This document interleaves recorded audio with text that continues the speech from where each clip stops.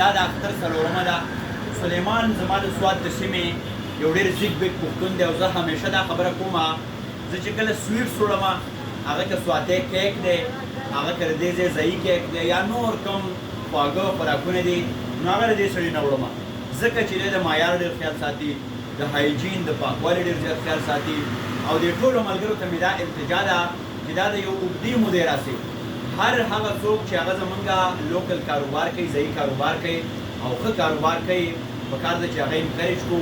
دا انصافدار هم دی د ده خوراک څښاک پاک هم وي دلته به نه تاسو مچ ووینئ نه به ماشې ووینئ نو زما د سوات د سیمې چې څومره خلک دي یا ټورسټ راځي نو پکار ده چې دلته خامخا وزټ وکړي دا سړی د معیار سړی دی دا سړی د کار سړی دی او سلیمان ترې ډالۍ وي چې د غره لمنه کې شپونکیا شپېلۍ غږوه زما ساده ساده لالیا شپېلۍ غږوه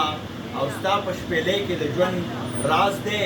ستا په شپېلۍ کې د ژوند ساز دی د دنګو غرونو سیلانیه شپېلۍ غږوه زما ساده ساده لالیا شپېلۍ غږوه سوات کې آباد وي او دغه کاروبارونه دې آباد وي خان آباد او بریالي